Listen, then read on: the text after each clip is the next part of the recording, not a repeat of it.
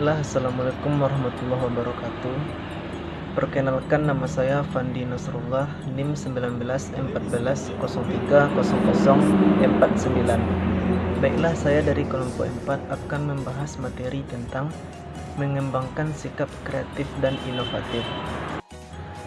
Baiklah, yang pertama saya akan membahas tentang pengertian, yaitu pengertian kreatif dan inovatif. Yang pertama itu pengertian kreatif. Secara etimologi berasal dari bahasa Inggris to create, yang berarti membuat atau menciptakan. Dengan demikian, kreatif dapat dimaknai menciptakan suatu ide atau konsep dalam memecahkan suatu permasalahan. Arti dari kata kreatif sendiri adalah menciptakan sesuatu yang berbeda dari yang lain atau menghubungkan hal-hal yang tadinya tidak berhubungan. Menurut Kamus Besar Bahasa Indonesia, kata kreatif memiliki pengertian memiliki daya cipta atau memiliki kemampuan untuk menciptakan. Sementara itu, kreativitas berarti kemampuan untuk mencipta atau daya cipta. Dan selanjutnya yaitu inovatif. Arti dari kata inovatif adalah menciptakan sesuatu yang belum pernah ada menjadi ada, atau menciptakan sesuatu yang sama sekali berbeda. Inovatif merupakan kata untuk menyifati inovasi itu sendiri. Artinya, suatu karya hasil inovasi akan disebut sebagai karya yang inovatif. Baiklah, selanjutnya yaitu tentang ciri-ciri orang kreatif dan inovatif.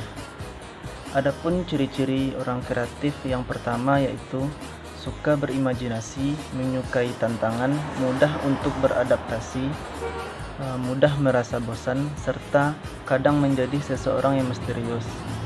Yang kedua yaitu ciri-ciri orang inovatif.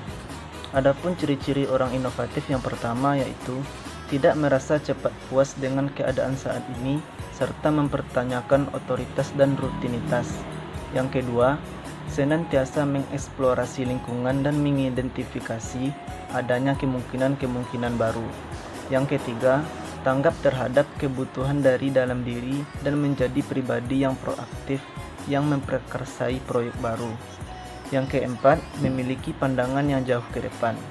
Yang kelima, memiliki ide-ide yang bagi sebagian orang akan dianggap gila serta mengubah sesuatu yang tidak mungkin menjadi mungkin. Yang seterusnya, melampaui batas kenyamanan, berani mencoba, dan berani pula menanggung kegagalan.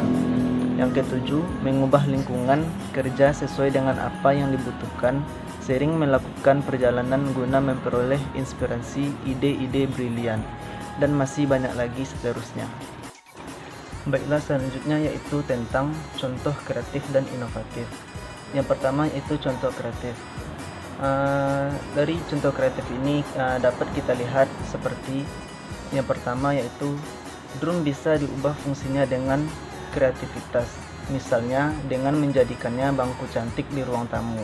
Tentu perlu proses kreatif di dalamnya seperti melakukan pengecatan ulang, memberi ornamen cantik hingga jadilah bangku yang indah. Yang kedua, contohnya seperti benda yang rusak seperti roda sepeda dapat dimanfaatkan sebagai gantungan baju. Roda sepeda tak terpakai bisa digantung pada tiang yang tinggi untuk menjemur baju. Dan yang kedua yaitu contoh inovatif. Dapat kita temukan dalam berbagai penemuan di seluruh dunia. Salah satunya adalah mengenai penemuan pesawat terbang. Proses inovasi tidak hanya ketika pertama kali pesawat terbang berhasil diciptakan. Seiring perkembangan zaman, inovasi mengenai pesawat terbang harus dilakukan. Oleh karena itu, terdapat perbedaan yang cukup banyak antara pesawat terbang zaman dahulu dan juga pesawat terbang zaman modern ini. Baik, selanjutnya tentang mengembangkan ide kreatif. Adapun cara mengembangkan ide kreatif yang pertama yaitu menciptakan. Menciptakan yaitu proses pembuatan sesuatu yang belum ada. Misalnya membuat pesawat terbang atau menciptakan Facebook yang sekarang menjadi media sosial paling populer di dunia. Yang kedua yaitu modifikasi. Modifikasi yaitu meniru sesuatu tetapi sebenarnya berbeda. Misalnya modifikasi pada sistem operasi komputer untuk digunakan pada ponsel. Dari ide modifikasi kreatif Mini, Android, iPhone, dan BlackBerry pun muncul. Yang ketiga yaitu menggabungkan di sini yaitu menggabungkan dua hal yang sebelumnya tidak berhubungan. Contoh dari kombinasi kreatif yang brilian adalah Liga Champions Eropa yang merupakan kombinasi dari olahraga sepak bola dan strategi pemasaran. Kombinasi dari kedua kegiatan ini menghasilkan format bisnis baru di bidang olahraga. Baik, yang kedua yaitu mengembangkan ide inovatif. Mengembangkan ide inovatif yang pertama yaitu membuat produk atau layanan yang menarik bagi konsumen. Yang kedua, membuat produk atau layanan yang dapat memenangkan persaingan pasar. Yang ketiga, membuat dan memanfaatkan sumber daya produksi. Dan yang terakhir, mencegah kebosanan konsumen dalam membeli dan menggunakan produk. Baik, selanjutnya tentang tahap ide kreatif. Adapun tahap-tahap ide kreatif yang pertama yaitu belajar. Belajar di sini yaitu pembentukan ide-ide desain dimulai dengan pembelajaran dan pemahaman mendalam tentang desain dasar yang ingin diciptakan.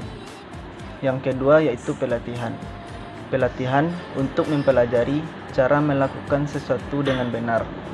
Yang ketiga yaitu investigasi.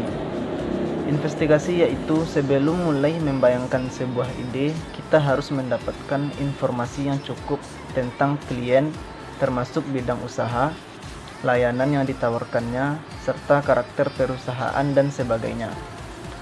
Dan yang keempat, pencerahan. Pencerahan di sini yaitu setelah pikiran Anda diisi dengan data dan terkait dengan subjek, sekaranglah saatnya bagi Anda untuk menghadapi fase pencerahan di mana ide-ide kreatif muncul di benak Anda yang dapat Anda gunakan untuk menyelesaikan desain. Yang kelima yaitu ideasi. Ideasi di sini kita dapat mulai menyaring potongan-potongan kecil kreativitas yang diperoleh pada tahap sebelumnya dan mengubahnya menjadi ide-ide desain grafis yang cocok. Dan yang terakhir yaitu eksekusi. Eksekusi di sini yaitu dalam fase ini harus dilakukan dengan sangat hati-hati karena ide jenius akan gagal dan kerja keras akan sia-sia. Oleh karena itu harus sangat berhati-hati dalam fase ini. Baiklah, yang selanjutnya yaitu tentang tahap ide inovatif. Adapun tahap dari ide inovatif yang pertama yaitu keunggulan relatif, yaitu sejauh mana inovasi dianggap lebih unggul dari apapun yang pernah ada. Yang kedua yaitu kompatibilitas, adalah sejauh mana inovasi dianggap konsisten dengan nilai-nilai yang berlaku, pengalaman masa lalu, dan kebutuhan pengadopsi. Yang ketiga, kerumitan. Kerumitan merupakan tingkat di mana inovasi dianggap sulit untuk dipahami dan digunakan. Dan yang keempat, kemampuan diuji cobakan, dialah sejauh mana suatu inovasi dapat diuji dalam pengaturan nyata, umumnya akan lebih cepat diadopsi. Dan yang terakhir yaitu kemampuan untuk diamati, yaitu sejauh mana hasil suatu inovasi dapat dilihat oleh orang lain. Baiklah, mungkin hanya itu yang dapat saya presentasikan. Lebih dan kurangnya mohon maaf.